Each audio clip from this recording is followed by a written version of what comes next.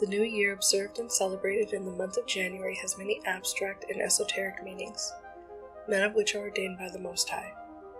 The earliest recorded festivities observed as the start of a new year date back some 4,000 years to ancient Babylon.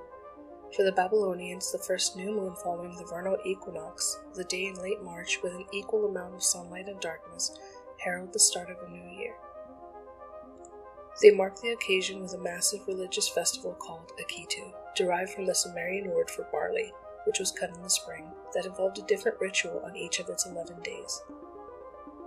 In addition to the new year, Akitu celebrated the mythical victory of the Babylonian sky god Marduk over the evil sea goddess Tiamat, and served an important political purpose.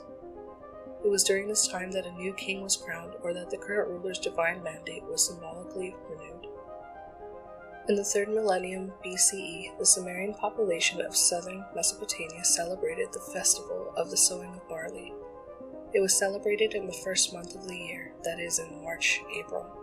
In the Babylonian calendar, this month was also known as Nisanu, and in the modern Jewish calendar is still called Nisan.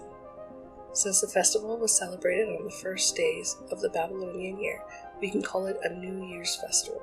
In fact, the ancient Babylonians already called it beginning of the year.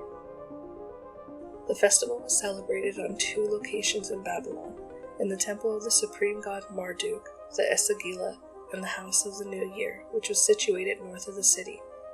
The 2 gods who were in the center of the festival were Nabu and his father, the supreme god Marduk, who was in the 1st millennium BCE usually called Bel or Baal, meaning Lord, because his real name was considered too holy to be pronounced. The Akitu festival continued for centuries, and not only in Babylon.